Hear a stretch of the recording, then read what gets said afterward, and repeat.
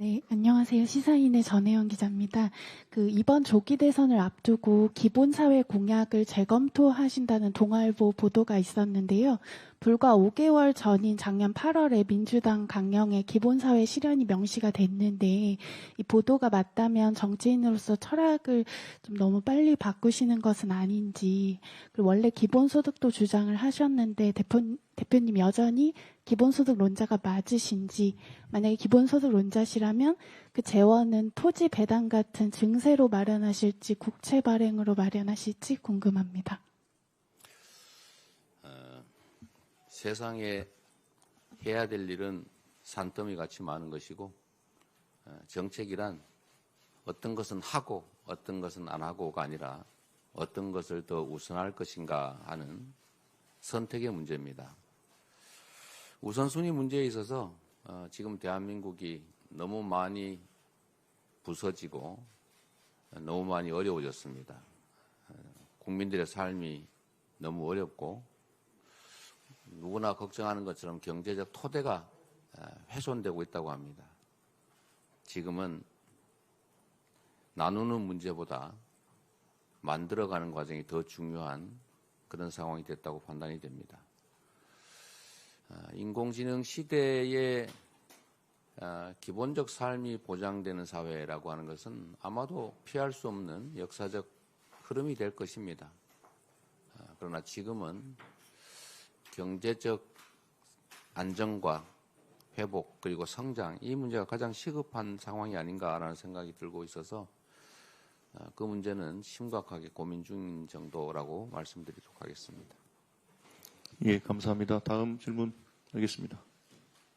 예. 요쪽에 먼저 하실까요? 전자신문. 예. 네, 전자신문 최기찬 기자입니다. 지지율 얘기를 안 할 수가, 당 지지율 얘기를 안 할 수가 없는데 사실상 지지율이 비상계엄 이전으로 돌아갔는데 그 이유는 무엇이라고 생각하시는지 여쭤보고 싶고요. 지금 당대표 연임 도전 당시부터 오늘까지도 이제 성장론, AI, 과학기술 투자를 통한 미래 신산업 육성 이것들이 해답이라고 보시는지 여쭤보고 싶고, 또 하나는 어제 주한 미국 대사들이 만나면서 자유민주 진영이라는 표현을 좀 사용하셨는데, 트럼프 2기 출범 이후의 세계 질서 속에서 한미 동맹 강화 등에 대한 의지를 드러낸 것으로 봐도 되는지, 그렇다면 트럼프 시대에 대비하는 민주당의 첨단 산업 육성 전략은 무엇인지 좀 궁금합니다. 네, 질문은 아주 훌륭하십니다. 그런데 너무 많은 것이 들어있어서 일부만 답을 하게 될 것 같아서 양해를 부탁드립니다. 가장 우선적으로 아마 지지율 조사 결과에 대해서 관심이 많은 것 같습니다. 그것도 국민들의 뜻이니까 저희로서는 겸허하게 수용할 수밖에 없습니다. 그리고 저희가 생각하는 것은 윤석열 정권에 대해서 이제 체포 구속이 되고 탄핵 심판이 순조롭게 이루어진다고 보는 우리 국민들께서 이제 우리 민주당에 대해서 더 큰 책임과 역할을 요구하고 기대하는 것이 아닌가 이런 생각을 합니다. 더 낮은 자세로 겸허하게 책임감을 갖고 임하는 것이 우리 민주당이 해야 될 일이라는 그런 생각을 하게 됐습니다. 한미동맹에 관한 문제는 지금 전 세계적으로 자유민주 진영 또 민주주의의 가치를 공유하는 진영과 또 다른 진영들의 대결과 대립이 격화되고 있습니다. 대한민국은 자유민주 진영의 일원으로 큰 도움과 지원을 받고 그 속에서 성장해 왔습니다. 그리고 앞으로도 자유민주 진영의 일원으로서의 책임과 역할을 다 해야 합니다. 우리가 전 세계적 흐름에서 벗어나가지고 독자적인 흐름을 만들어낼 수는 없기 때문에 가야 될 길이라는 생각이 들고, 또 한미동맹의 강화 발전은 우리 민주당의 전통적인 입장이기도 합니다. 특별한 색다른 새로운 입장은 아니다라는 말씀을 드리겠습니다. 예, 좀 저쪽으로 좀 가볼까요? 예. 네, 대표님 오마이뉴스 복고는 기자라고 합니다. 저기 있습니다. 네, 예. 저는 민주파출소랑 카톡 검열 관련해서 질문을 하나 드리고 싶은데요. 그 민주당에선 가짜 뉴스, 그러니까 확인되지 않은 사실을 퍼뜨리는 게 신고가 되면 검토를 하고 필요하다면 고발을 하겠다라는 취지로 설명을 하는데, 국회 공당이 이제 일반 시민들을 향해서 가짜 뉴스를 단순히 퍼나르는 일도 고발하겠다라고 어떻게 보면 엄포를 놓는 건데, 지금 내란 사태 이후에 전국에서 통합 메시지를 내는 게 아니라 오히려 가짜 뉴스를 보고 나르는 시민들을 적대시하는 것 아닌가 싶거든요. 대표님 생각이 좀 궁금합니다. 뭐 일리 있는 지적이십니다. 표현의 자유가 광범위하게 보장돼야 되고 또 내용을 모르고 단순히 전달한 것이라면 그에 대해서는 뭐 충분히 경고하고 또 시정하면 되는 문제라고 생각합니다. 다만 우리 모두가 경험하고 있는 것처럼 지금 극단주의 세력들이 바로하고 있고 그 극단주의 세력의 가장 큰 자원이 바로 가짜 뉴스입니다. 여러분도 다 직접 보셨겠지만 선관위의 선거 관리에 대해서 근본적 의문을 제기하고 그게 소위 이 무도한 폭력과 계엄이라고 하는 있을 수 없는 일의 근원, 이유가 됐습니다. 심지어 미군이 무슨 선관위 연수원을 급습을 해서 90명을 체포해서 일본 오키나와 미군 기지로 이송을 해서 거기서 신문을 했더니 자백을 했다. 이런 가짜 뉴스를 아주 버젓이 유포를 하는데 이거는 한미 관계를 훼손하고 국격을 떨어뜨리는 아주 심각한 범죄 행위입니다. 이런 문제들은 시정을 해야 되는 게 맞겠죠. 그리고 카톡 검열이라고 하는 그런 용어를 쓰는 것은 옳지 않습니다. 허위 사실을 유포하는 단어 아니겠습니까? 검열이 가능하지도 않고 모두가 정확한 정보가 전달될 수 있도록 애써야 된다. 민주주의는 주권자들의 판단에 따라서 결정에 따라서 작동하는데 그 판단과 결정을 하게 되는 기본적 정보를 왜곡하면 그건 타인의 주권을 빼앗는 공화국의 기초 원리를 훼손하는 중대 범죄 행위에 해당될 수 있습니다. 공화국의 가치를 지키기 위한 최소한의 노력이다 이렇게 생각해 주시면 좋겠습니다. 예, 다음 질문 받겠습니다. 강주장님 전달해 주십시오. 예. 안녕하십니까. 신화일보 김민지 기자입니다. 제가 질문하고 싶은 거는 오늘 이건태 법률 대변인에 따르면 아직 대표님께서 위헌 법률 심판에 제청하지 않았다고 알고 있는데 위헌 법률 심판에 제청하실지 여부에 알고 싶습니다. 그리고 경기도지사 출마 시에 광역후보 후원에 헌법소원 위헌 결정 받으신 걸로 제가 알고 있습니다. 이번에 만약에 신청하게 되신다면 가능성이 있다고 보시는지도 궁금하고 덧붙여서 허위사실 유포 처벌 조문 100만 원 이상이면 박탈되는 조문도 신청하실 예정이신지 궁금해서 질문드립니다. 이게 후보자의 행위에 대해서 허위사실을 공표하면 처벌한다는 조항이 전 세계에 대한민국 유일하다고 알려져 있습니다. 그 문제 때문에 우리 변호인단이 검토하고 있는 단계인데 신청 여부는 변호인들이 판단하게 될 것이고 그 결과에 따라서 저로서는 그 결과를 존중한다 말씀드립니다. 예, 다음 분요. 예, 먼저 하세요. 예. 네, 안녕하세요. 대표님, 머니투데이 이승주라고 합니다. 최근 임종석 전 비서실장이 민주당이 여전히 이재명 대표 일극 체제에 머물러 있다는 취지의 발언을 했는데요. 이에 대해 어떻게 생각하시는지 여쭙고 싶습니다. 정당은 다양성을 생명으로 하고 만약에 이견이 없는 상태라면 사실 일종의 조직과 같아지겠죠. 뭐 다양한 목소리가 있는 건 바람직하다고 생각합니다. 이걸 뭐 일극체계 체제라고 할지 아니면 당이 안정적으로 유지되고 있다고 할지는 뭐 보는 입장에 따라서 다르겠죠. 국민의힘이 저렇게 극의구적으로 막 분열하고 내부적 갈등이 격화되어 있는데 뭐 그것도 하나의 정치적 현상일 수 있겠죠. 본 시각에 따라 다를 수 있다. 얼마든지 있을 수 있는 일이다 이렇게 생각합니다. 예, 다음 질문 받겠습니다. 아까 마이크 갖고 계신 분, 예. KBS 김청윤 기자입니다. 지금 최상목 대행이 계속 거부권을 행사하고 있는데 이런 정국에 대해서 평가를 한번 해주시고 이걸 해소할 수 있는 묘안이 있으실지, 그리고 또 하나 질문 드릴 거는 그 모두 발언에서 그 흥묘 백묘론을 말씀하셨는데 그 동시화평의 흥묘 백묘 표현을 사용하신 어떤 의도가 있으신지 여쭙겠습니다. 네.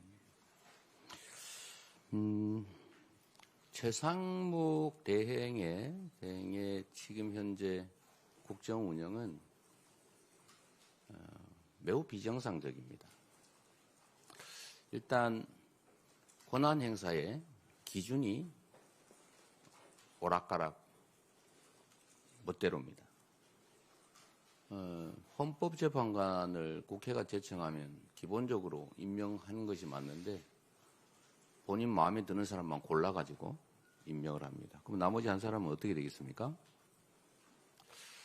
또 국정 운영의 가장 기본은 법을 지키는 겁니다. 마음에 들든 안 들든 상설특검 지명 의뢰는 법률이 정한 의무입니다. 즉시 하게 돼 있는데 지금까지도 하지 않고 있죠. 법을 대놓고 무시하고 있습니다. 그러면서도 또 본인에게 유리한 권한은 함부로 행사합니다. 마구 거부권을 남발하고 있죠.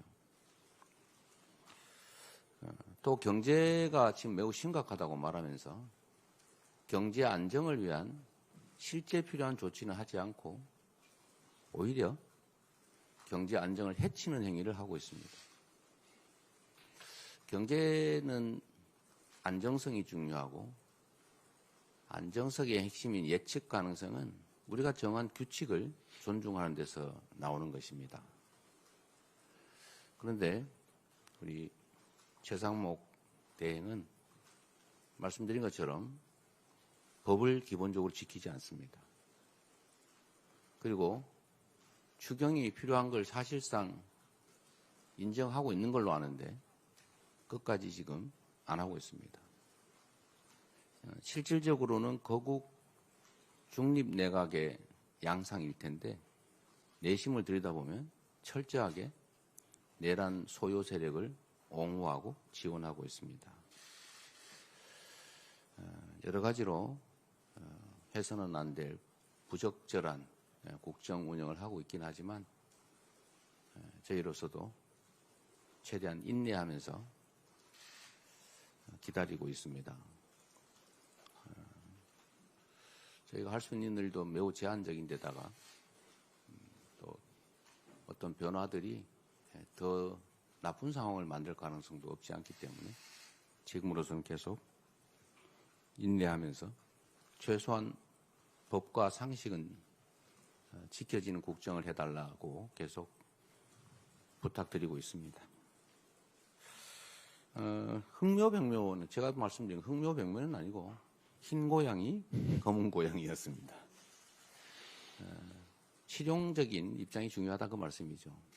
사실 정치가 국민들의 뜻을 하나로 모아서 통합하는 게 제일 큰 과제이고 역할인데 지금은 오히려 국민들을 분열시키고 대립시키는 길로 나아가고 있습니다. 저는 특히 국민의힘에 이 말씀을 드리고 싶습니다. 국가 권력을 차지했고 대통령을 배출했고 지금도 아마 절반은 상당한 영향력을 행사하고 있습니다. 그러면 국민을 위한 정치를 해야 합니다. 그런데 국민을 위해서가 아니라 오로지 자신들의 그것도 장기적으로 보면 실제 이익도 되지 않는 극단적인 단기 이익에 매몰돼서 극우적 행태를 보이고 있습니다. 제가 남의 집안 걱정할 일은 아닌데 저런 식으로 내란 세력, 소요 세력과 함께 사실상 비호하고 또 어쩌면 충동까지 하는 것으로 보일 만한 그런 태도를 보이는 것이 과연 대한민국의 보수 정당으로서의 적절한 처신인가? 과연 그게 대한민국의 보수 세력을 대표할 정당으로 존속할 수 있을 건가라는 그런 걱정이 됩니다. 뭐 그 당을 위해서가 아니라 우리 대한민국 그리고 우리 국민들의 더 나은 미래를 위해서 그러면 안 된다. 그런 극우적 극단주의 행태로는 대한민국의 정치를 책임질 수 없다. 대한민국을 불행하게 만들 뿐이다라는 말씀을 드리고 싶습니다. 예, 신 기자님. 예. 네, 대표님 안녕하세요. 저 뉴시스 신재현인데요. 그 이제 말씀하세요. 탄핵 국면 그리고 그 이후 전국에서도 좀 한동안 사회 분열이 예상되는데 네. 뭐 조기 대선 과정에서 이 사회 갈등을 봉합하실 그런 구상이 있으신지 그리고 또 정치 보복을 하지 않겠다고 공식 선언을 하실 계획이 있으신지 궁금합니다. 이게 언제나 사용하는 언어의 객관적 의미의 한계가 분명하지 않아서 참 어렵습니다. 똑같은 단어도 전혀 다르게 이해하죠. 정치에서 이 리더, 선출된 책임자의 가장 큰 역할은 통합입니다. 우리가 계모임을 해도 A 집단을 대표해서 B 집단의 후보를 꺾고 계주가 된다 또는 회장이 된다라고 하면 자기를 지지했든 안 했든 그 계원들을 똑같이 챙겨야죠. 그리고 구성원들은 따로따로 나뉘어져서 갈등하기 때문에 모임을 만들고 함께 가기 위해서 공동체를 구성하고 대표를 뽑는 건데 그 대표가 자기를 지지한 사람, 자기를 좋아하는 사람만 챙기고 그렇지 않은 사람을 배제하면 모임이 깨지겠죠. 아주 단순한 이치입니다. 대통령도 마찬가지죠. 집권 세력도 마찬가지입니다. 집권 과정에서는 자기 진영 또는 자기 지지 세력을 대표하지만 집권을 하고 나면 전체를 책임져야 되죠. 그래서 핵심적인 책임, 책무가 통합입니다. 포용이죠. 그런데 윤석열 정권은 안타깝게도 극단적 소수의 길을 갔습니다. 결국 저는 그 모습을 보면서 결국 마지막에는 무력 통치, 즉 비상계엄을 선포하겠구나라고 제가 예측을 했던 겁니다. 통합의 가치가 매우 중요하죠. 또 한편으로 보면 그래서 미안합니다. 통합의 가치가 중요하고 그러기 위해서는 정치 보복이나 이런 거 하면 절대로 안 되죠. 끝이 없지 않습니까? 사람들은 자기중심적이어서 제3자가 볼 때처럼 냉정하지 않습니다. 객관적이지 않아요. 내가 한 대 맞으면 한 대 때린다고 만족스럽지 않습니다. 뭐 이유가 있죠. 끊임없이 확대됩니다. 결국은 지금도 거의 우리 국민들 사이에 심리적 내전 상태라는 표현이 있는데 실질적으로 내전 상태로 갈 수도 있죠.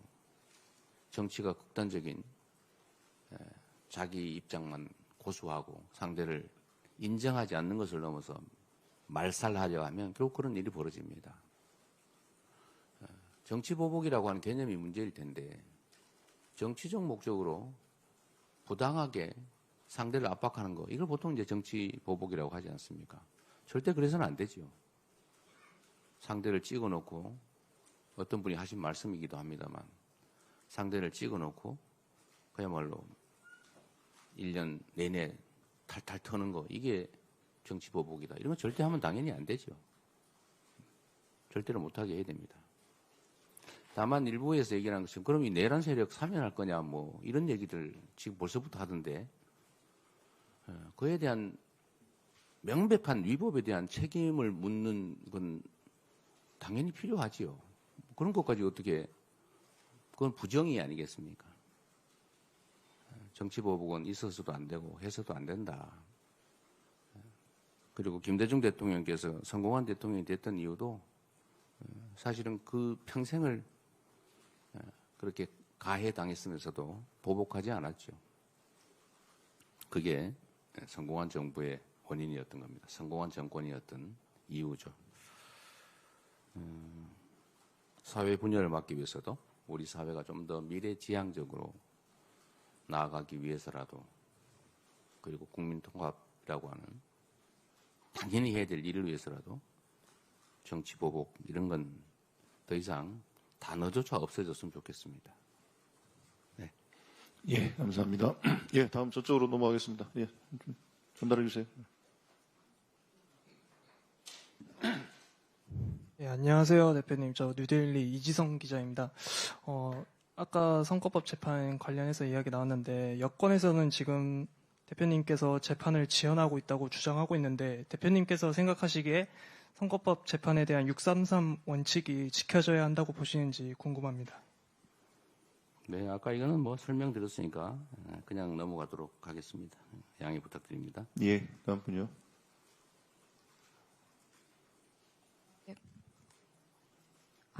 경기신문 김한별 기자입니다. 대표님 말씀하신 대로 이제 비상계엄 여파와 트럼프 정부의 출범으로 전략적 경제 파트너십의 강화가 매우 중요한 시기인데, 김동연 지사가 트럼프 2기 정부를 상대하기 위해서 경제 정권대사 방안을 제시한 것에 대해 어떻게 보시는지, 또 당 차원에서 검토할 생각이 있으신지 궁금합니다. 경제 정권대사가 어떤 역할을 하게 될지, 또 미국 정부와 협의가 돼야 될 텐데 그 협의가 가능한지 좀 더 알아봐야 될 것 같습니다. 뭐 필요한 일이고, 또 미국 정부와 협의가 잘 된다면 당연히 해봐야 될, 또 시도해 볼 만한 가치가 있는 그런 일이라고 생각합니다. 예, 네, 다음 분요. 아무나 하세요. 예, 예. 프레시안의 박정현 기자입니다. 대표님께서 말씀 중에 지지율 하락이 국민의 뜻이니 겸허히 받아들이시겠다고 말씀하셨는데, 당 여론조사 특위에서는 조사기관을 방문하려다가 취소했고, 여론조사 조작 여부를 검증하겠다고 하고 있습니다. 당의 행보는 지지율 하락 원인이 여론조사 기관에 있는 것 같은 인상을 주는데, 지지율 하락 원인에 대해서 어떻게 분석하시는지 조금 더 듣고 싶고, 한 가지 더 질문드리고 싶은데, 여성 청년들이 말씀하시는 응원봉을 들고 탄핵 광장 선봉장에 섰는데, 사회적 약자들을 위한 정책적 방향은 어떤지 듣고 싶습니다. 세부적 정책은 추후에 좀 말씀을 드릴 기회가 있을 것 같습니다. 여론조사 관련된 얘기 입장은 아까 말씀드렸던 것으로 대치하기로 하고, 다만 명태균 씨가 지금 조사받고 있는 그 사례, 실제로 이제 여론조사 조작으로 지난 대선, 경선 또는 본선에 일정 정도 영향을 미쳤다, 또 조작이 있었다고 하지 않습니까? 그 책임을 묻는 수사가 진행 중이기도 합니다. 뭐 이런 조작이 없었다고는 할 수 없기 때문에 뭐 거기에 주력하자는 건 아니고, 다만 너무 지나친 의도적, 고의적 행위가 있다고 보여지면 뭐 그걸 알아보고 싶은 것도 아니었나 이런 생각이 듭니다만, 주된 목적은 거기에 있지 않습니다. 여론조사가 이렇게 우리의 예측과 벗어나서 나오고 있는데, 우리에게 어떤 부족함이 있는지, 또는 뭐 국민의 기대치가 어떻게 변화하고 있는지, 이런 것들을 저희가 좀 알아보자는 것이죠. 아까 말씀드렸던 것처럼 뭐 이런저런 분석이 있긴 합니다만, 저희로서는 우리가 항의하는, 저항하는 야당, 소위 약자의 입장이었다라면, 지금은 어쩌면 그 강자가 제거된 일종의 갑의 위치, 우월적 위치에 있다고 보고, 우리 국민들께서 민주당에 대한 기대가 매우 더 높아졌거나, 아니면 민주당에 대한 요구 수준이 달라졌을 가능성이 있다라고 저희도 내부적으로 보고 있고, 거기에 맞춰서 우리도 더 낮은 자세로 더 책임성 있게 우리 역할을 재정립해야 되는 거 아니겠느냐. 정책의 방향이나 뭐 이런 것들도 좀 심각하게 좀 재점검해야 되지 않겠냐는 생각을 하고 있습니다. 예.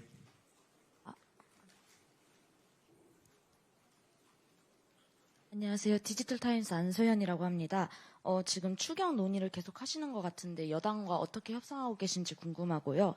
또 그 유승민 전 의원이 자꾸 방송에서 대표님이 이제 민주당 대선 후보 중 최약체라고 하셨는데 이게 아마 지지율 하락이랑 사법 리스크 관련이 있어 보입니다. 이거를 어떻게 돌파하실 건지 궁금합니다. 원래 뭐 정치인들은 말로 먹고 사는 거니까 각자 입장에 따라서 말씀해야 자유롭게 할 수 있는 것이고 또 그에 대해서 제가 일일이 코멘트할 필요는 없어 보입니다. 추경에 관련해서는 어젠가 그저께 그저께인 것 같네요. 그저께 이제 국정협의체 실무 협의를 했습니다. 저희로서는 지금 경제 회생이 매우 중요하고 또 일선 경제 현장이 너무 나쁘다. 특히 내수 경기가 너무 심각하게 안 좋아서 골목이나 서민들의 삶이 너무 많이 무너지고 있다라고 생각하고 있습니다. 그래서 추경을 해서 내수에 조금이라도 좀 도움이 돼야 된다는 입장을 가지고 있는데 제가 알기로는 한은도 그렇고 한국은행도 그렇고 기재부도 그렇고 필요하다는 생각을 갖고 있는 것으로 아는데 여당이 뭐 여당이라고 하기도 좀 그런데 하여튼 국민의힘이 명시적으로 반대하고 있는 것 같습니다. 그래서 결국 진척이 없었어요. 정부도 역시 국민의힘의 의견을 따라가는 것 같습니다. 정부가 이러면 안 되는데 정부가 해야 될 역할을 지금 정치적 이유로 방기하고 있는 거 아닌가 그런 생각이 듭니다. 정부가 좀 각성하기를 바랍니다. 예. 다음 분요. 마이크 좀 전해주세요. 요쪽, 예, 먼저 하세요. 예, 마이크 있으니까요. 예, 먼저 하시고요. 예, 앞에 있습니다. 네, 안녕하십니까. 저 조선일보 김상윤 기자라고 합니다. 정치권에서 최근 개헌 논의가 나오고 있는데 이에 대해 어떻게 생각하시는지 궁금합니다. 지금은 내란 극복에 집중할 때라는 게 제 생각입니다. 개헌 내용에 대해서는 제가 지난 대선 때 제 입장 또 당의 입장을 설명드린 게 있으니까 참고하시길 바랍니다. 예. 다음 질문 받겠습니다. 예. 말씀하십시오. 대표님 안녕하십니까. 저 데일리안의 김찬주 기자라고 합니다. 대표님께서 꾸준히 국민 통합을 좀 강조를 해주셨는데요. 지금 22대 국회 들어서 좀 탄핵이나 특검법 그리고 거부권이 예고된 이제 정쟁 요소적 입법 등 좀 정치권의 논란이 좀 상당했습니다. 근데 민주당은 그때마다 좀 민심을 언급을 했었는데요. 이에 어떤 국민은 좀 호응을 했고 또 어떤 국민은 반발을 했습니다. 이처럼 민주주의에서 국민은 다양한 의견을 좀 표현하고 있는데 대표님께서 생각하시는 국민은 좀 어떤지 정의가 무엇인지 좀 궁금합니다. 지금 국민에 대한 학술적 토론을 해야 되는데 다음 기회에 하도록 하겠습니다. 예. 대표님 새해 복 많이 받으십시오. 오늘 신년 기자회견 화두를 네. 회복과 성장으로 주셨는데요. 네. 성장 관련한 현안 법안에 대한 그 의견을 좀 여쭙고 싶어요. 네. 반도체법과 전력망법 관련해서 어제 뭐 전력망법 같은 경우는 여야가 어떤 의견 일치를 이뤘다는 보도도 있었는데 이런 성장 관련 법안에 대한 대표님의 생각이 궁금합니다. 중앙일보 심세롬입니다. 네. 어쨌든 지금 우리 사회가 경제적 측면에서 매우 어렵고 어쨌든 회복을 넘어서서 이제 성장을 준비해 가야 되는 상태입니다. 그리고 그에 필요한 입법 조치나 이런 것들도 이제 좀 과감하게 또 전향적으로 할 필요가 있습니다. 전력망법은 뭐 아시는 것처럼 저희가 대체적으로 합의가 된 것 같고 신속하게 좀 통과시키는 쪽으로 지금 당 내에서도 얘기가 됐습니다. 반도체법도 대체적인 내용은 다 동의가 서로 되고 있는데 또 신속하게 처리해야 된다는 점까지 서로 합의되고 있는데 다만 52시간 예외, 그러니까 반도체 관련 R&D 부문에 대해서는 일정한 소득 이상 또 본인이 원할 경우에 52시간 제도에 대해서 좀 융통성 있는 제도를 도입해달라라는 요구가 있습니다. 근데 이에 대해서 노동계가 아주 심하게 반대를 하고 있습니다. 이게 무너지면 다른 산업 영역까지 그러다 결국 노동기준법, 근로기준법의 일반 원칙이 무너지지 않을까 이런 거 우려를 또 하고 있습니다. 근데 이것도 빨리 결론을 내야 되기 때문에 저의 기본적인 입장은 실용적으로 판단하자. 그러니까 얘기를 들어보니까 노동계는 지금 있는 제도로 충분하다. 문제 없다. 잘 활용하면 된다는 입장인 것 같고 또 산업계에서는 그걸로는 부족하다. 꼭 필요하다. 저는 이게 토론을 해보면 일정한 합의점에 근접할 수 있을 것이다라고 생각합니다. 그래서 저희가 다음 설 지난 다음에 제가 주재해서 좀 쌍방의 이야기를 한번 들어보고 거기서 판단을 해서 신속하게 처리할 생각입니다. 예, 네. 이제 질문이 뭐 나올 거 뭐 어느 정도 많이 나온 것 같아서 한 두 분만 더 하고 마치도록 하겠습니다. 예, 저 구자준 기자. 예. 그 앞에. 예. 예, 채널A 구자준입니다. 방금 주신 말씀에 이어서 질문을 좀 드리고 싶은데요. 금투세 문제도 그렇고 방금 말씀하신 근로시간 예외 문제도 그렇고 민주당 내에서는 이견이 좀 많고 심하게 반대하시는 분들도 많은 걸로 알고 있습니다. 그런데 금투세 문제를 처리할 때 당내에 그 반대 의견이 적절히 설득이 됐는가가 좀 의문이거든요. 이번 근로시간 예외 문제는 반발이 더 심할 걸로 보이는데 당내 설득을 어떻게 하실지 궁금합니다. 뭐 당연히 현안에 대해서 입장이 다르죠. 정치인들은 저는 기본적으로 타인의 일을 한다는 자세를 가져야 된다고 생각합니다. 최근에 이걸 마치 자기의 이권 사업처럼 생각을 해가지고 지나치게 감정적으로 대응하는 국민의힘 의원들을 많이 봤습니다. 뭘 그렇게 극렬하게 그러는지 자기가 무슨 이해관계 당사자처럼 행동하는 경우가 많았습니다. 주인의 일을 처리하는 이런 피용자, 머슴의 자세 이런 게 필요하다. 이 국가 업무를 처리할 때는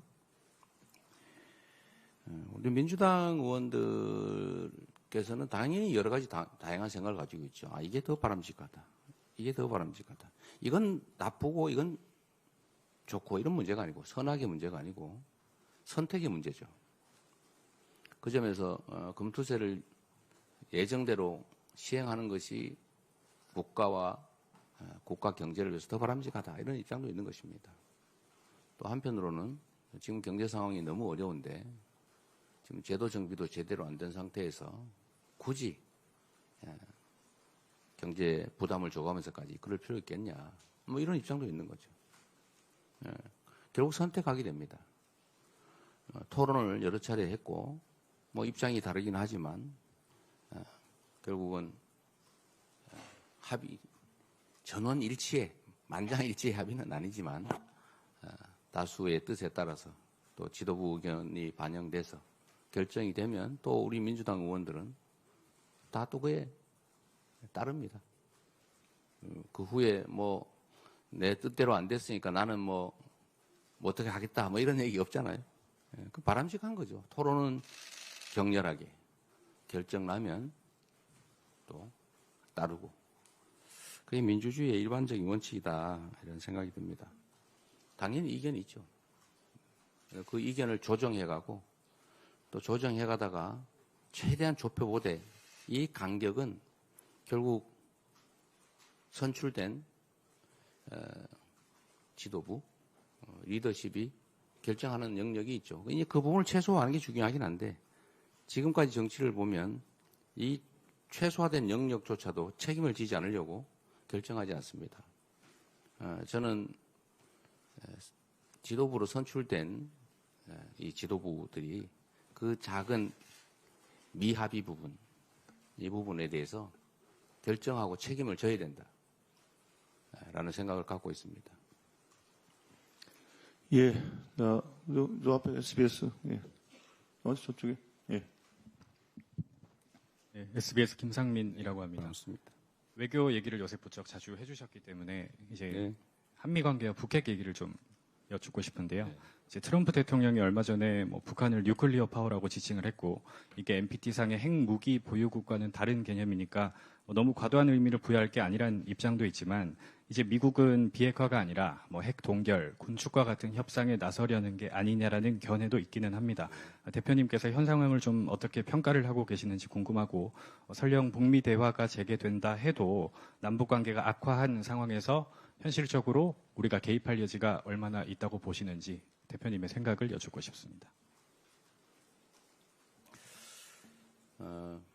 한반도 핵 문제, 북핵 문제에 대해서는 우리가 이제 합의된 원칙이 있죠. 한반도는 전역을 비핵화한다.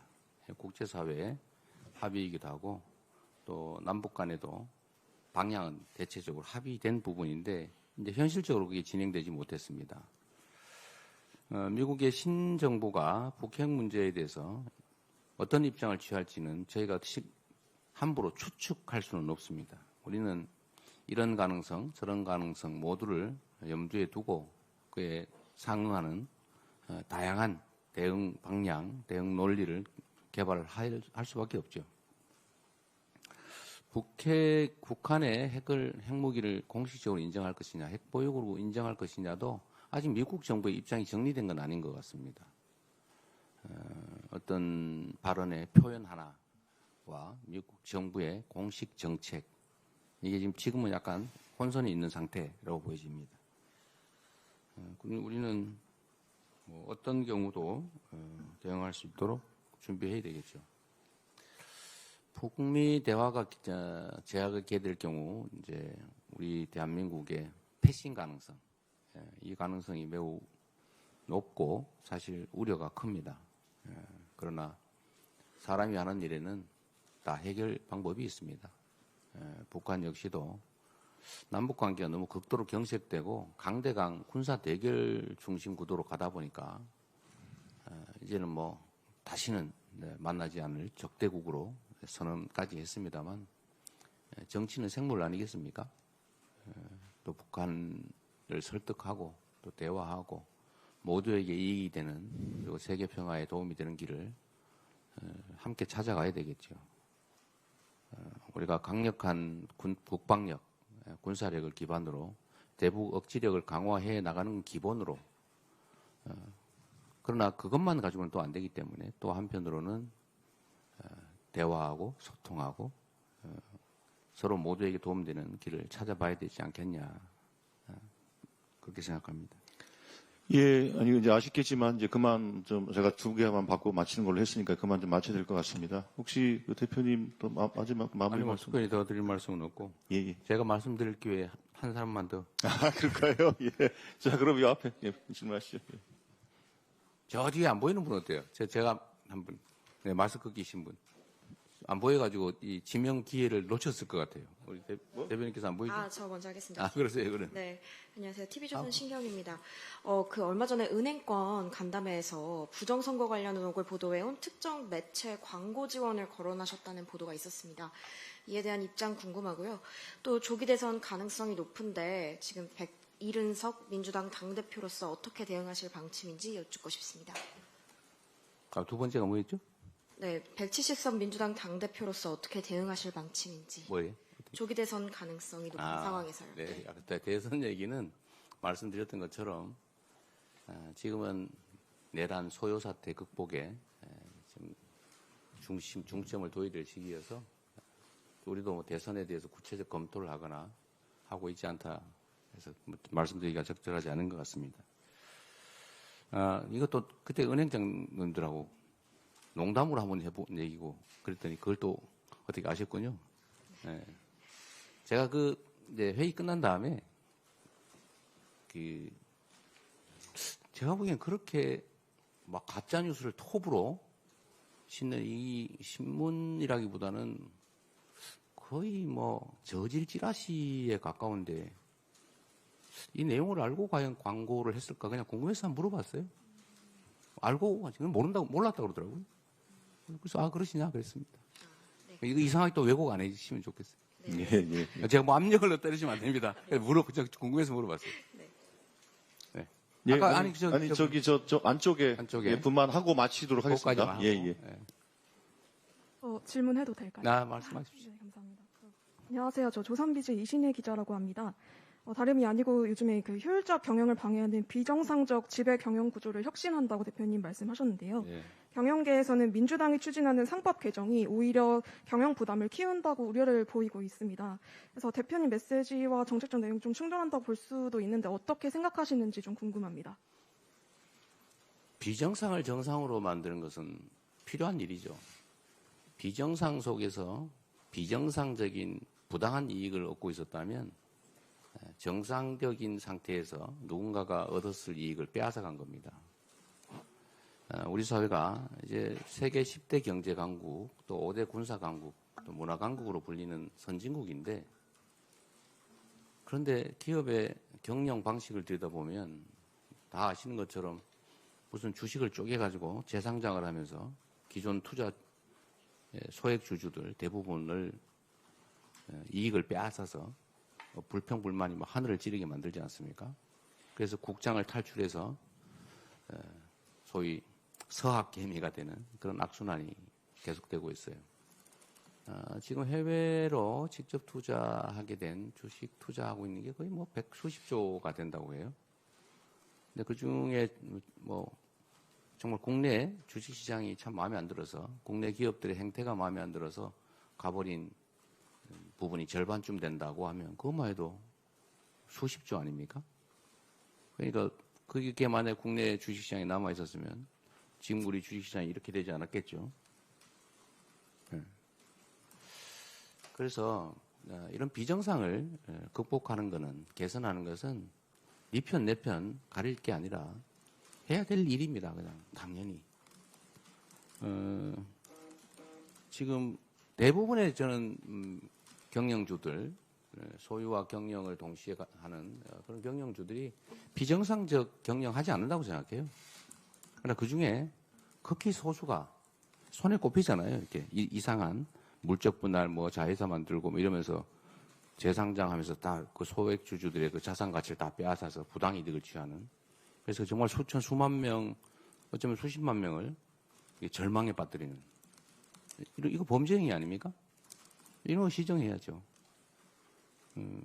제가 기업 중심의 나라가 돼야 된다. 기업이 국가 성장 발전의 핵이다라고 말씀드린 건 맞는 말이에요. 기업을 지원해야죠. 그냥 기업의 범죄 행위, 기업의 부당 행위 이런 걸 지원하면 안 되죠. 그 나라 망칠 일 아닙니까? 저는 그게 서로 상충하는 게 전혀 아니다. 이렇게 생각합니다. 혹시 나중에 진짜 상충하는 게 있으면 좀 따로 알려주세요. 네, 고맙습니다. 예, 감사합니다. 이상으로 이재명 대표의 기자회견을 마치도록 하겠습니다. 함께해 주신 이재명 대표님 그리고 언론 여러분들 감사합니다. 마치겠습니다.